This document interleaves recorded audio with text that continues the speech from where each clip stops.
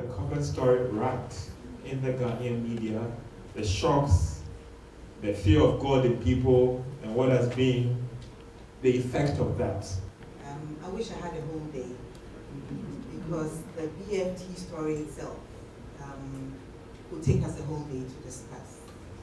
Being a media organization, we cover, let me wear my BFT hat. We cover business and finance. And so our revenue, or we used to do a lot with the financial sector, banks and non-bank financial institutions. So the cleanup impacted negatively on our business, because about 40% of our revenue was dependent on the financial sector. And so for us, 2020 was a big year for us, the turnaround, because the past from 2018, 19, 17 have been a very bad year. And thank God we survived, because we are an innovative company or media organization. And so 2020 was a big year for us. And then first quarter, COVID hits. But I think that as a result of the crisis that we had gone through, we had that experience. We're also prepared indirectly, because we were in the digital space. Our revenue dipped by about 60%. And so how are you going to pay salaries? How are you going to pay your costs? We buy newsprints. We have production, production line, printing press. So you had to pay and be sure that you're running. But because as a business, we had indirectly prepared because of the crisis we went through, we had cleaned up as well. And so we're ready for COVID. What did the lockdown bring? It brought about challenges, and quickly we had to look through the business. How do we turn things around? Because next month we have to pay salaries. What do we do? So we quickly had to push the soft copies of the Business and Financial Times, the digital version. We had that about 9, I think we're the first media to bring that digital copy. But we were not pushing it because the market was not ready for it. We always wanted the hard copies. So you had to, yes, we use it as a complimentary, we buy the hard copy and then we give you a copy. We had few companies within the banking sector that were subscribing to the digital version anyway. So we quickly, because we were prepared for it indirectly, we quickly had to push the digital version of the newspaper. And then subscribers jumped at it because nobody wanted to hold the hard copy. Although, in the midst of all the crisis, people still wanted the hard copy, so we had to print. And it got to a point I said, look, let's just do 3 times a week. Instead of coming out every day, let's do Mondays, Wednesdays, and Fridays. And fortunately for us, it opened another window of opportunity, because the cost of producing that digital version is so minute as compared to the cost of printing the hard copies and distributing it. Now you have a wider range, so you can distribute more than you distribute the hard copies, and as many people as possible could get your copies. Even those outside this country could fetch a copy of Business and Financial Times. So it came as an opportunity for us, and we're still enjoying it. Even during that time, it was just the first month that we did half salaries, and our staff, our team agreed. And then subsequently, we moved on to full salaries. And we had to even bring in more hands. We employed few people to join us to work. So we have a good story to tell. The media, as you said, we're always talking about others. So attention doesn't come on us. When we are suffering, even when we are suffering, we suffer. We are silently, and nobody really pays attention to that. But media, I know, really suffered. And for us, or for organizations that didn't really have, and it taught us a lot, that our people are capital, and we don't take them for granted. Those who had really managed their human resource well, they were quiet. You wouldn't hear about what had happened. But if you didn't manage them well, especially with information, sharing information and letting them understand where you are, and you take things for granted, they assume everything is okay. So in times of crisis or in hardship, they feel that you don't want to share and that you are enjoying wherever you are and you have neglected them. And so they go public and they wash your dirty linen in public. So these are things that we learned, during the process. So for us, COVID, like my sister rightly said, we didn't go to the bank smiling, but it helped us to look at business differently. We, yes, covered the business community, well, we do that well, but I don't think it was well understood. Fora like this, would get, like I'm speaking, if I hadn't had this opportunity, nobody would have appreciated what we had gone through. So you can only read in the papers with all the figures, 77,000 people lost their jobs, 70% of people, were on half salaries and all that. But you will not appreciate it well, especially if you're an employee and you're being paid at the end of the month. But if you're a business owner and you're home and you're crying and you're thinking about where the next revenue or income will come from, who can you share this with? What platform, what better platform can you get to share this with? Even sometimes apart from your pillow, how can you articulate this well to policymakers for them to appreciate that, hey, look, we are suffering, although we are out there writing and reporting and covering you. We are suffering. I had one, I will not mention names, but I have one, how do I put it? Let's call that person a friend. A friend visiting me about a month or two ago.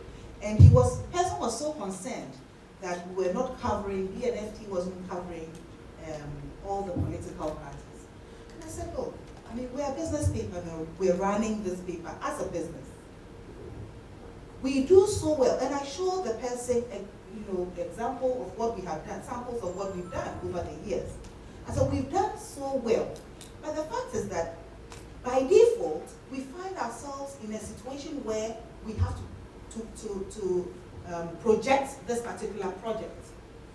I'm trying to, as much as possible, stay away from trouble. You understand? Yes.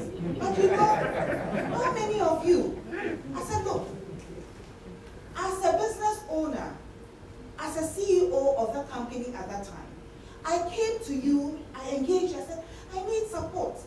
We are running economic forums. Support, come and support us.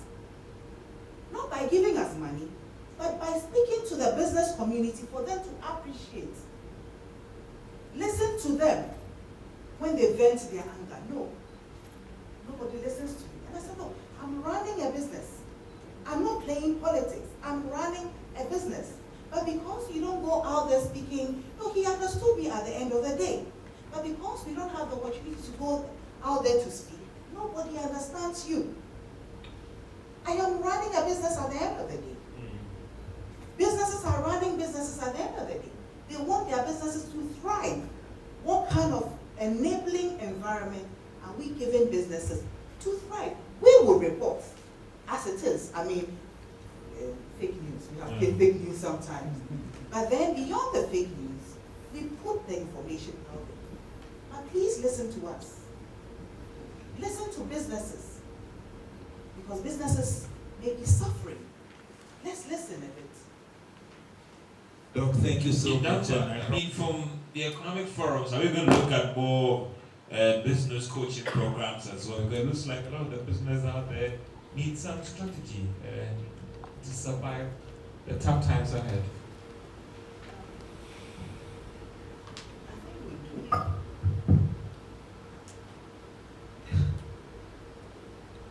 We do a lot of these things. Platforms like this, discussing. I'm a bit worried because the economic forum has been running for the past 10 years. And we're still talking about the same issues we talked about. Nothing has changed. Nothing has changed. So as I sat, listening to all the submissions, I kept asking myself, so where's the problem? What is our problem? Is it cultural? And if it is, what are we doing about it? We sit here discussing this. There are so many opportunities in this country. We just spoke about after. We are here talking about after in the opportunities. How can we go down there for the average person to understand what the opportunities are? I haven't seen this happening. I don't know if it's happening, on my blind side. But I'm thinking the average trader or the average person who produces, let's say, clothes. Now that industry is doing well. But how are we sensitizing people to take advantage of the opportunities that we have? So I am a bit worried, and I'm asking myself, so what can be done? Education-wise, we spoke about critical thinking. Are we doing critical thinking sessions with our students? We are talking about opportunities. I mean, businesses, people, about 25,000 or so graduates who will be looking for jobs in the next few months. What are they going to do? In addition to the 25 that passed us. Exactly. So, let me just come back to business and keep it simple. Yes. Because I don't want to confuse myself. I think businesses we need to do the right things. COVID just came in to test how resilient businesses are or were. Those who couldn't stand the shocks went down. Those who survived and learned from it, yes, it's an opportunity. Is it an opportunity for us to just do things differently? Or just think that, okay, in the next 6 months, COVID is over, and then it's business as usual. So from corporate governance in our organizations, right down to capacity building, the people we work with, what are we doing differently to ensure that we're building resilient, no matter how small or big your business is, the right things have to be done. And if you're doing the right thing, there's no way COVID can, because some companies have survived COVID. Why did some go down? And what are we learning? It's so easy for us to sit on platforms like this and blame others. I take things personally. And I'm thinking, what have we done differently?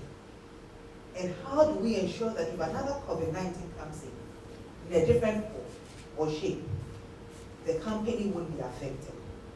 So I think that beyond government, we keep saying the same things. I mean, asking government to come to our aid, to support us, to do. But beyond that, as organizations, as businesses, whether small or big, what are we doing differently to ensure that we're running resilient and sustainable businesses in a way that, as individuals, we save. Most of us don't have the culture of savings, but we know the right thing to do is to save. So if the company is an entity different from its owners, we must guide the company to be strong, such that when something hits, reserves in 3 months will be strong enough to stand the test of time. So it's easy to blame it on COVID. But I am saying this because of the experiences I have gone through. Because I know very well that there were certain things that we didn't do right. And so it taught us a lesson to do the right things. And I know most businesses don't do the right things. And it's easy to blame government. We do that so well. And maybe it's also partly because of our culture, the cultural thing. We blame others for our woes. So it has to change. Our mindset, and I heard that, I think David mentioned that as well, and you also mentioned it. The mindset has to change. And why do we do that from maybe our homes we can't do it, but from schools. And if we identify and realize that as a country we have a problem, then we have to address that problem. We know we have a problem. So charity begins at home. because we don't have the will. We haven't defined the problem. You are a lecturer. You are dean. I'm not putting you on the spot as in your person. We all know who you are. How much of this kind of thinking goes on in there? So this is the caliber of student we want to create and put values like integrity, like blah blah blah. I mean skills like creativity and making sure our curricula and our way of education and entire frame is factored in there. Zero. As parents, we wake up in the morning, we have to think about, we're sitting and doing a strategic plan for his child. Before they get to that stage, they will have formed their habits. Oh, I disagree with you on that. I disagree. I've seen good habits go going to strike at university. Okay, let's university is one of the most powerful places you have. I'm not saying it's the only place. We have a time challenge. Don't wrap up and let's quickly get to. So in a minute, yeah. So my humble advice is that businesses should do the right thing. We need advisory services to support business, but let's do the right thing. I can bet you, most people who went in for these loans, they will not pay. I heard some say that this is free money, it's our money, it's Ghana Bob, it's our money, so let's go for it.